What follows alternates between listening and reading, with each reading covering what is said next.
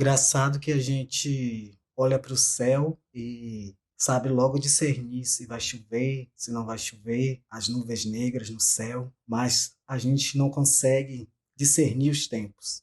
Frequentemente vemos as pessoas vivendo suas vidas como se nada estivesse para acontecer, igual aos tempos de Noé.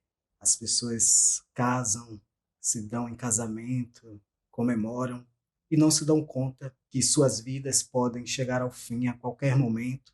A qualquer momento, nosso Senhor Jesus pode voltar e elas não terem mais tempo de se arrependerem. Não procuram nem saber se suas almas estão salvas, não sabem responder, não conhecem Deus. Isso é muito triste. A passagem em Lucas, capítulo 12, versos de 57 a 59 diz: E dizia também a multidão: Quando vedes a nuvem que vem do ocidente, logo dizeis: lá vem chuva, e assim sucede. E quando assopra o sul, dizeis: haverá calma, e assim sucede. Hipócritas, saber discernir a face da terra e do céu, como não sabeis então discernir este tempo? E por que não julgais também por vós mesmos o que é justo? Quando, pois, vais com teu adversário ao magistrado, procura livrar-te dele no caminho, para que não suceda que te conduza ao juiz e o juiz te entregue ao meirinho e o meirinho te encerre na prisão. Digo-te que não sairás dali enquanto não pagares o derradeiro ceitil. Então o Senhor Jesus chama de hipócritas. O ser humano sabe discernir a face da terra e do céu, mas não sabe discernir os tempos do fim. Mesmo tendo em vista tudo o que está acontecendo no mundo, todo o cenário formado para a manifestação do anticristo, todas as catástrofes que volta e meia sucedem à humanidade, mas as pessoas vivem suas vidas como se nada estivesse na iminência de acontecer. O Senhor faz uma pergunta: e por que não julgais também por vós mesmos o que é justo? Cadê o senso de justiça? Porque vai chegar um dia em qual todo ser humano vai chegar na frente do magistrado. Vamos chegar na frente do grande juiz, o nosso Senhor Jesus Cristo. Todo ser humano. Os salvos não cairão em juízo, mas os perdidos têm um julgamento pela frente, no qual serão condenados, se não se arrependerem. Quando o Senhor diz: por que não julgas também por vós mesmos o que é justo? Ele quer que a gente tenha discernimento da justiça. Nós temos discernimento para entender o que acontece no mundo. A experiência do homem na terra já lhe dá isso. E cadê o senso de justiça? Cadê o senso de justiça? Quando vais com teu adversário ao magistrado, procura te livrar-te dele no caminho. Nosso adversário é Satanás. Como que a gente pode viver a nossa vida ao lado de Satanás? Ele é o acusador. O Senhor diz: procura livrar-te dele no caminho, para que não suceda que te conduza ao juiz, e o juiz te entregue ao meirinho, e o meirinho te encerre na prisão. Então o caminho é agora o que estamos vivendo. O caminho é o evangelho, é a salvação em Cristo Jesus. Temos que nos livrar desse acusador, o diabo, para que ele não te conduza ao juiz, e o juiz te entrega ao oficial de justiça e esse te coloque na prisão. E a prisão eterna, aqui se refere à prisão eterna, porque o Senhor vai julgar. O Senhor vai julgar aquelas pessoas que não se atentam àquele grande sacrifício, a essa grande salvação. O Senhor veio manso quando da sua primeira vinda. O Filho de Deus, o Verbo se fez carne e habitou entre nós. Ele veio manso, mas a próxima vinda ele vem como juiz. Ele vem para julgar. É responsabilidade de cada um se livrar desse julgamento. Como que nós podemos viver de forma tão irresponsável, sabendo que a nossa morte pode chegar a qualquer instante? Eu não falo nem o arrebatamento, que é também uma realidade. A qualquer momento, no abrir e fechar de olhos, o arrebatamento pode acontecer. Acabando essa vida aqui, acabam-se também as possibilidades de salvação para o incrédulo. A chance que o incrédulo tem de se salvar, a chance que todo ser humano tem de se salvar enquanto está vivo, é enquanto está vivo, nesta vida, nesse período da graça agora. Mas as pessoas ignoram este fato. não pegam, por exemplo, seus antepassados. Não precisamos olhar para muito longe para vermos histórias, pessoas que já se foram. A morte chega sem avisar. O Senhor faz um alerta nessa passagem. Livra-te dele no caminho. O caminho é o que estamos vivendo. Livra-te do acusador. Livra-te do acusador de nossas almas. Porque o crime, o pecado, todos já cometemos. Todos nós. Só existe uma salvação, que é crer naquele que é o caminho, a verdade e a vida. Mas para quem não crê, o acusador trabalha dia e noite para a condenação desses.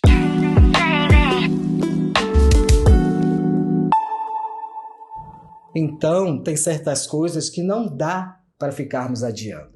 O preço é muito alto, o preço é altíssimo. A hora de mudar, de acertarmos as contas com Jesus é agora. É este o caminho. O caminho é a vida que a gente está vivendo agora, antes de chegarmos ao juízo final. O homem que espera para ser levado perante um juízo humano sofre as consequências. Do mesmo modo, o homem que espera para ser julgado, para ser levado até o julgamento final, sofrerá as consequências. Mas aí você pode me perguntar, qual crime? Eu vivo minha vida, eu não faço mal a ninguém, eu pago meus impostos, eu faço caridade, eu oro todo dia. Antes de sair de casa, Deus me protege, eu vou e volto, tenho meus filhos, minha família, sou um homem honesto. Mas há o pecado original. O pecado cometido lá no Éden, que afetou toda a criação. O pecado de Adão e Eva. Todos pecaram e destituídos estão da glória de Deus. É o que vemos em Romanos 3, 23. O verso continua: sendo justificados gratuitamente por sua graça, mediante a redenção que há em Cristo Jesus. Então, o pecado entrou na humanidade e desde então começamos a morrer. O homem não foi designado, não foi criado para a morte. O homem foi criado para viver eternamente. Para viver eternamente. Mas por conta do pecado original, a morte entrou na criação e o homem começou a morrer.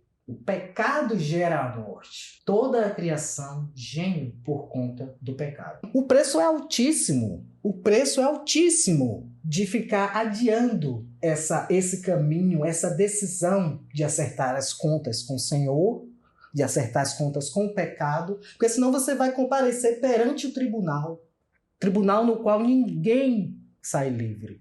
Todos serão condenados. Nesse tribunal, só vão os que não aceitaram o sacrifício de Cristo na cruz e vão se apresentar perante o justo juiz. Aquele juiz que veio em amor, há 2000 anos atrás, deixou muito claro que voltará como juiz para os filhos da desobediência. Voltará. Então, o que seria esse? Em verdade vos digo que não sairá dessa prisão enquanto não pagar o último centavo. Imagina que último centavo é esse. Qual o preço disso, dessa tão grande salvação? É a eternidade. Não tem preço isso. Durante a crucificação, houve 3 horas de trevas sobre a terra. Quando o nosso Senhor Jesus exclamou: Eli, Eli, lama sabachthani, que significa Deus meu, por que me desamparaste? Isso também está em Salmos 22, verso 1. Jesus tomou sobre si os nossos pecados. Ele estava ali sofrendo não só a dor física, mas a pior dor para ele. A dor de se ver afastado do Criador. A dor de se ver afastado do Pai. A consequência do pecado não é só a morte física, é também a separação do Pai, de Deus, a morte espiritual, o que é mais triste para o ser humano. Agora nós não temos essa visão, e até temos, porque é fácil distinguir uma pessoa que anda em comunhão com o Senhor de uma pessoa que não tem comunhão com o Senhor, de uma pessoa que é crente de uma pessoa que não é crente, porque você reconhece os frutos do Espírito naquela pessoa, do Espírito Santo de Deus. Mas vai chegar um dia que a gente vai ser esclarecido de tudo isso. E creio eu que esse dia está muito perto, no qual a gente vai ter a visão da eternidade. A visão da eternidade. E aí sim vai estar muito claro a separação de Deus que o pecado traz. Jesus, ao se entregar voluntariamente esse sacrifício, ele se submeteu a essa separação do Pai, algo que ele nunca tinha feito em sua vida eterna. Ele pagou a pena pelos nossos pecados. Era para cada um de nós estar ali. mas ele veio para extinguir o pecado, extinguir a nossa pena desse crime. Sem dúvida, essa separação foi o aspecto mais agonizante em toda essa cena da crucificação. Ele carregando sobre si, ele que não conheceu o pecado. Chegou um momento que ele teve que carregar todos os pecados da humanidade sobre si. Então a humanidade pecadora caminha para a presença do juiz. Satanás, o acusador, pai da mentira, desde o Éden, antes do Éden, porque ele conseguiu convencer os seres espirituais, anjos, a caírem. Ele convenceu uma multidão de anjos a se rebelarem contra Deus e caírem de suas posições. Para eles não tem salvação. Então ele está no caminho também para nos levar à presença desse juiz, para nos acusar de um crime. E esse promotor, e esse diabo, ele quer nos acusar diante do Pai para que a gente se condene. Ele monta o circo para que a pessoa viva em rebelião, em desobediência, para naquele dia ela ser condenada. Naquele dia ele não está brigando contra essas coisinhas, ele quer o caos, ele quer. Mas o caos maior é levar consigo as pessoas à perdição. O crente, ele ainda peca aqui, mas ele tem quem justifique. Ele tem uma justificativa porque Cristo morreu pelos seus pecados, mas enquanto estamos nesse corpo, estamos suscetíveis, nós não fomos transformados ainda. Estamos suscetíveis ao pecado. E o Senhor dá a saída. Crer no Senhor é o caminho de a gente se justificar até sermos transformados e não sermos mais capazes de pecar. Essa é a grande diferença. A gente peca em pensamento, em ações, em palavras, mas a gente já crê naquele que morreu por nós. A gente já crê no sacrifício. Então, naquele dia, nós não iremos para a frente do juiz. Nós vamos prestar conta no tribunal de Cristo, que é um outro tribunal. Não se confunde com esse julgamento do que a gente fez por intermédio do nosso corpo durante a nossa vida. Mas nós já estamos salvos. Quem for para esse juiz, nesse julgamento, não tem salvação. Já vai receber a sua sentença de condenação. A palavra é muito clara quando diz isso. A gente, ao não aceitar esse sacrifício de Cristo,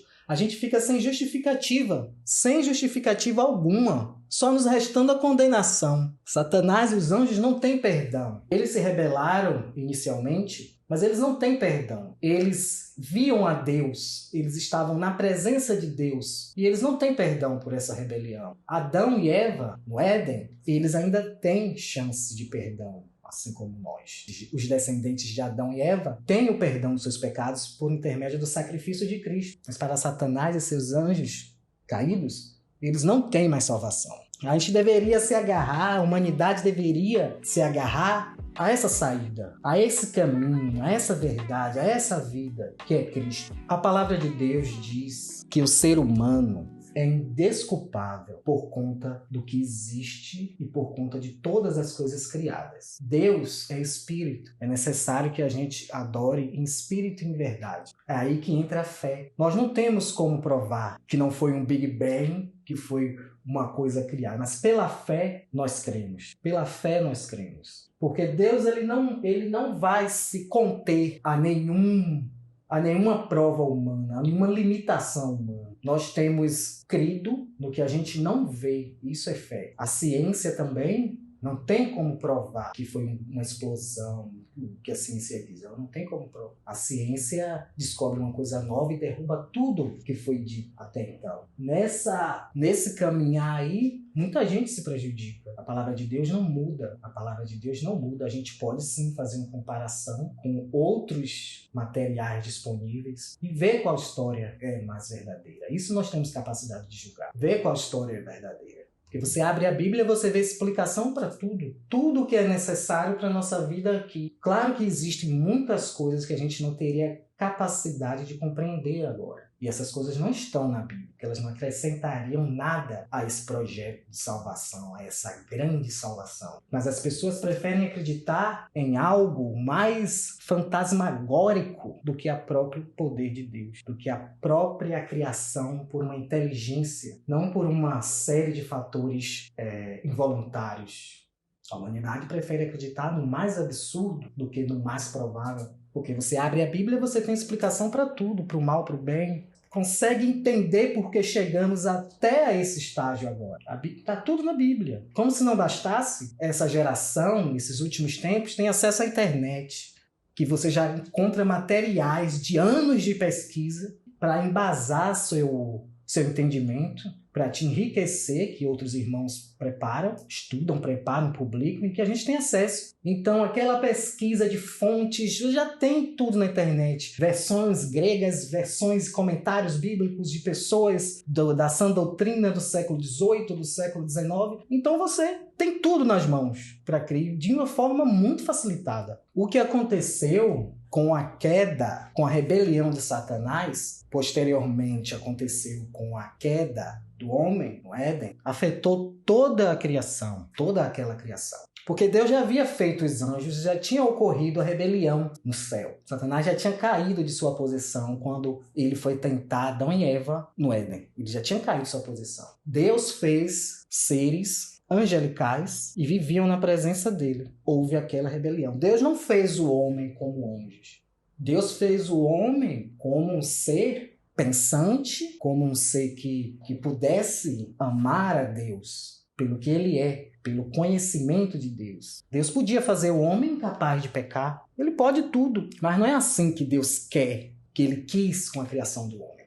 Porque se ele quisesse assim, ele não permitiria que Satanás chegasse ao Éden. Ele incutia na mente do homem a impossibilidade, ele incutia na estrutura do homem a impossibilidade de pecar, e não existiria a caída do homem. A igreja, essa nova criação foi tentada, caiu em pecado, mas tudo com consentimento de Deus. Tudo com consentimento. Quando o homem caiu, que Deus chegou e deu a sentença pela sua onisciência, que a semente da mulher esmagaria a cabeça da serpente, ele já estava falando de Cristo ali, do seu sacrifício na cruz. Olha o que aconteceu desde ali até hoje. Então esse tempo corrido, tudo, Deus é onisciente, ele sabe de todas as coisas. Tudo que acontece é com a permissão de Deus. Lembre-se da tentação de Jó. Deus pergunta, uma pergunta retórica, onde estavas? O diabo responde, por passear pela terra.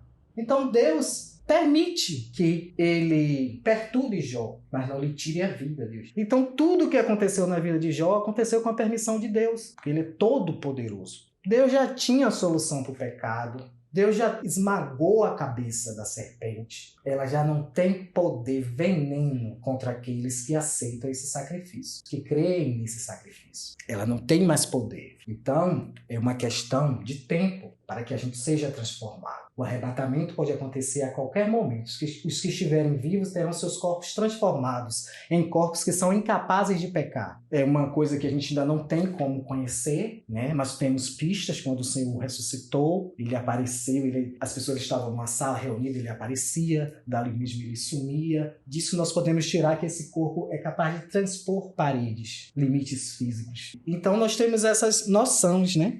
De quão baixo o Senhor desceu por amor a nós, do quão baixo ele desceu. Então essa é a grande salvação no caminho, que nos livra do julgamento, da condenação eterna. O Senhor disse que quem ouve a minha palavra e crê naquele que me enviou tem a vida eterna, e não entrará em condenação, mas passou da morte para a vida. Ele ainda completa, e nenhuma condenação há para os que estão em Cristo Jesus. Isso nós vemos em Romanos 8:1. Deus quer que todos se salvem, e o caminho é crer. O caminho é crer nele. Deus enviou seu Filho para ser a propiciação dos pecados do mundo inteiro, a salvação para o mundo inteiro, para quem quiser se apropriar dela. Mandou também anunciar o Evangelho para toda criatura, porque essa grande obra feita pelo Senhor Jesus abrange todo pecador, qualquer pessoa, por pior que tenham sido seus pecados. Então, essa salvação,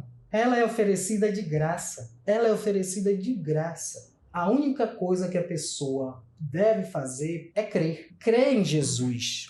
Não existe uma série de preceitos, de ordenanças. Você só precisa crer nesta magnífica obra na cruz. A gente precisa ter em mente que essa salvação é unicamente pela misericórdia de Deus. Misericórdia. Porque nós já estávamos condenados. A gente, como descendente de Adão, já estamos condenados. Quando você vê nascer um bebezinho... Outro dia eu estava vendo na internet um vídeo, uma pregação, e o autor citou. Quando você vê um bebezinho nascendo ali, é bonitinho, bonitinho, mas ele já nasce pecador, descendente de Adão. O pecado já nasce. E ele também precisa de salvação. Ah, esse bebê nunca nem falou. Pois é, mas já nasce descendente de Adão. Então, se Deus quisesse banir toda a raça humana diante de sua presença, porque somos pecadores, condenando a gente ao lago de fogo eternamente, ele poderia, porque ele estaria agindo com justiça. O homem foi enganado, o homem deixou subir ao seu coração o pecado, o desejo de possuir, a concupiscência da carne, dos olhos e a soberba da vida, quando desejou aquele fruto,